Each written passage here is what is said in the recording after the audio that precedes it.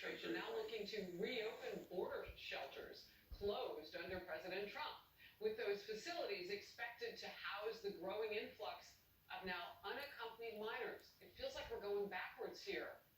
But doesn't that sound a lot like what sparked the Kids in Cages controversy years ago? Here's Mark Morgan, former acting commissioner of U.S. Customs and Border Protection, on it. Now, these are HHS facilities for unaccompanied minors. Once CBP has apprehended them trying to illegally enter, then we give them to HHS. But look, those same 10 cities, they're already starting to be constructed for CBP because we're anticipating, because of the increase in numbers, they're going to be needed. William Lajeunesse is live for us in L.A. William. Well, Harris, agents told me yesterday they are seeing two new things. More children, larger groups. Last week, Eagle, Texas, Border Patrol caught 115 migrants during the midnight shift, some minors without parents. And just to clarify, an unaccompanied child is not some orphan traveling alone. They often are accompanied by parents, relatives, and a guide who will leave them on the north side of the Rio Grande, knowing agents will see and take them to a shelter.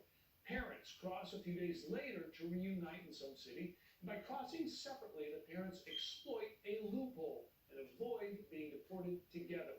As drone video here illustrates, the Border Patrol right now apprehends some 3,500 migrants per day entering the U.S. The largest increase, unaccompanied children, up 98% in Big Bend, Texas. Del Rio, 75 El Paso, 55% in Rio Grande Valley, which apprehended some 7,000 children in just the last 4 months, prompting the need for more shelter beds in Donna and Carrizo Springs. And this is what that shelter looked like 3 years ago.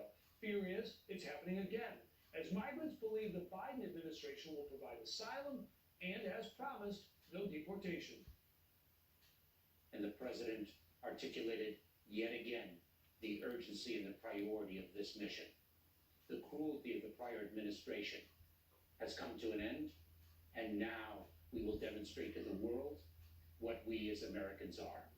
Now, the Trump administration did separate parents and children as a deterrent, assuming parents would choose deportation over separation. They didn't.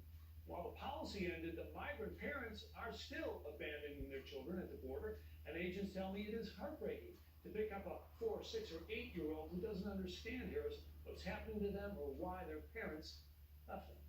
Back to you. Well, and nobody understands why, the Biden administration comes in and then ticks the clock backwards, that there's not another way to deal with this. William Lajeunesse, thank you very much. Calls are growing for Biden's White House